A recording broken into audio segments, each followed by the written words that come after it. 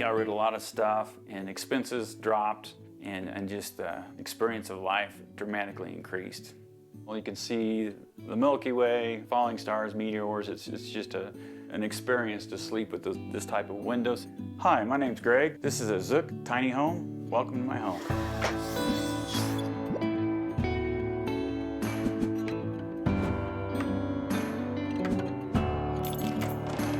The living room area is very nice. It's the first space you see when you walk into the tiny home. To the front of the tiny home is the primary bedroom, and behind you will be the kitchen and the bathroom area and the storage area as well. But this is the first space you see and the most comfortable space in the home. The best place for us to kind of chill and relax is the living room with the two chairs here, because we've got great views, from all around.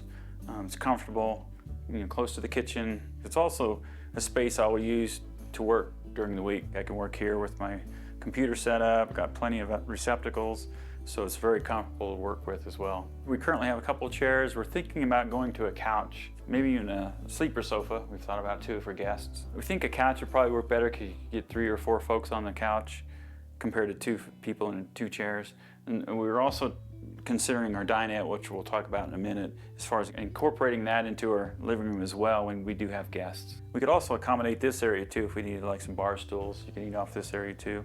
But there's a lot of space to work with right here in the living room. As far as a comparison to our previous residence, this area of course is a little bit smaller, but you just have to really dial it in and get it correct, whether it's a couch, 2 chairs. That's really the goal, is to try to get it comfortable for 2 of us. We initially had thoughts on how we want to decorate or place furniture, but once you get the tiny home on site, you have the space, you can really feel it out and start experimenting with furniture and just the space itself. Yeah, and with a small space, you have to really be creative and really think about the furniture you purchased and how you utilize that space. So that's what we tried to do with the living room. The current dinette setup, we actually thought about a bistro table, which is a little bit higher chairs, but then we were worried about transitioning to a common living room setting. So we went with the lower chairs. We could still use them for a common setting for our guests, or have 2 separate spaces, living room, dinette set. Overall, I like the setup, I like the footprint, and I like the design. Welcome to the bedroom. The primary selling point of the Zook cabin for me and my wife was the window situation. As you can see, the bedroom has windows that are just phenomenal. You can see the Milky Way, Orion constellation, falling stars, meteors. It's just an experience to sleep with this type of window. It is dual pane, so it's well insulated, so I don't notice any cold drafts. And with the heater here, it's just a very nice sleeping arrangement. We did add this Renai supplemental heater. Doesn't take much power at all. Works off propane. Works perfectly, especially as well insulated as this Zook model is. It's just a perfect unit for this size space. One of the primary reasons for this floor plan with no stairs, no loft, was due to the stairs. As you get older, stairs and steps are not your friend.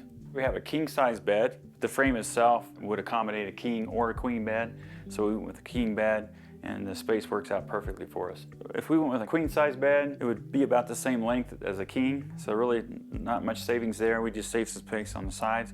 It does have accommodations for a TV if you need a TV, and this can actually be used just for a seating area as well to relax. As far as a comparison to our primary home, the only major difference would be the storage space in the bedroom, and we do have storage space in the common area we'll see here in a minute. The overall feel of the bedroom is very comfortable.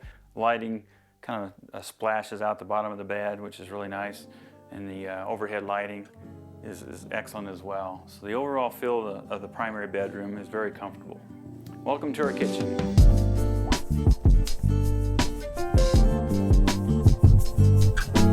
On this side is where the cooking takes place. On this side we have our storage, a refrigerator, power station, microwave, pantry area, and primary bedroom closet. We have our 2-burner cooktop stove. It's made by Summit, made in Italy. It's very efficient, works great. And this was an upgrade that we did. The stock unit would have been electric model, but considering we're off-grid, we decided to go to a propane. We used to have a 4-burner cooktop in our previous residence, but 2 burners is sufficient for us. And we're also thinking about, just as an option, to place an oven in this space, plenty of space for a small oven unit, so that's a thought as well. Got a farmhouse, very large sink, nice faucet. In our previous residence, we did have a dishwasher. This large farmhouse sink will satisfy the lack of a dishwasher. We can just use the sink. And as you can see, we've got plenty of storage here, soft closed doors all around. We do actually have a trash bin. We also have these floating shelves as well. They're also lit underneath LED lighting. Nice touch. As far as extra storage, we've kind of considered maybe adding something up here, but until we really get to use this tiny home, we'll kind of consider what options we have as far as additional storage. Overall, I love the space. It flows right out of the living room dinette area. Plenty of room for 2 people to be in here. Just really happy with the space and storage. Right here is a solution to our power needs. Getting power to this location is difficult and can be expensive due to the distance to the transmission lines. I looked into a lot of alternatives, and this is the best solution. This is the Titan 240 SP from Point Zero Energy, and they are the sponsor of this video. This system is expandable, modular, and it can be used as the main power system or a backup system. I like the fact that this is stackable and expandable. Super easy to expand this, no messy wires, simply stack, place the foot in the recessed foothold, latch the unit, and you're good to go. Right now I have 3 battery modules for a total of 7,500 watt hours. But if my needs increase in the future, I can actually increase this with stackable batteries up to 27,500 watt hours. This unit has a pure sine wave inverter, can handle up to 4,000 watts, can also handle a surge up to 8,000 watts for 10 seconds. We use this for the big power draws such as a microwave, hair dryer, and we've never had an issue. This unit is currently being charged by 2,400 watts of solar on the roof. If I need more power, I can simply add another MPPT charge controller, and it can handle up to 4,400 watts of solar. You can also charge this with an AC outlet in your home. If you're using this as a main home backup, you can leave it hooked up to your AC outlet and keep the batteries topped off in case of a power outage. It's been a safe, robust, dependable power system for off-grid tiny home. Click the link in the description to check out this Titan 240 SP. Welcome to the storage part of the kitchen. This is basically the standard layout that Zook creates for their Luna cabin. We've got a residential refrigerator, freezer, storage above it. We've got a space for a microwave, additional shelving behind the microwave, and we've also got kitchen storage pantry area here, and then the primary bedroom closet areas here. This space is actually stubbed out for a washing machine, and eventually we're going to move this out to a garage next door and expand the Titan and put a washing machine in here. Our plan is when we expand and put a garage next door for the car, we're going to add some space to store seasonal clothing such as winter gear in the summer, summer gear in the winter. So it'll free up some space here as well in the primary closet. And when we decided to downsize, it actually came from my oldest son and his wife. They downsized and just streamlined their whole life and got rid of a lot of stuff, and expenses dropped, and just the experience of life dramatically increased. My oldest son moved to Colorado. We love the property that he bought and noticed a property nearby for sale. We took a tour of it and fell in love with it. We started looking for tiny homes. I was online looking at them. It was hard to get the perspective of the size, the dimensions of the home until we actually saw one at the Royal Gorge. And we drove by and stopped by to look at it and noticed it was made by Zook Cabins. So I got in contact with Zook Cabins and started the whole process. Zook has many models. They range from $90,000 to $150,000. The Zook Luna that we purchased, it was $150,000, and it has everything included, including the transportation to get it on site. We paid cash from the sale of our home. We did purchase raw land for $85,000. which does not include a water well, structures, septic, roads, nothing included, is just raw land. So the price will vary tremendously depending on if you have structures, water wells, or anything else in place. And we did drill a water well. We were lucky enough to hit water, 400-foot well, and it was approximately $25,000 to drill 400 foot. When purchasing raw land, your financing options are somewhat limited due to the fact you don't have any structures on the property.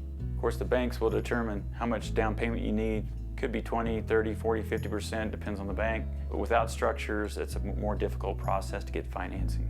When we sold our primary residence, we used some of that cash to purchase this raw land. And this is our full-size bathroom with the raised ceiling. It gives you that sense of a larger room.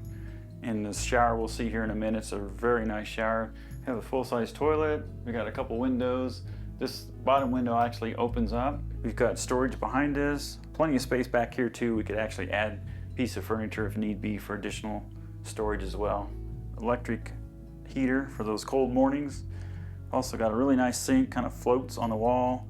Plenty of storage, 2 drawers in the sink. And we also got a mirror, backlit mirror with different settings, which is a nice feature as well. No real sacrifices as far as from our previous residents to this bathroom. Just the space is a little bit smaller, and storage considerations are always key for a tiny home. We're on the shower side of the bathroom, and it's walk-in, which is plenty large. It's got a nice faucet set up. And on the back side here, we actually have a couple of shelves for shampoo and soap, which is a nice feature. But plenty of space, great tile work.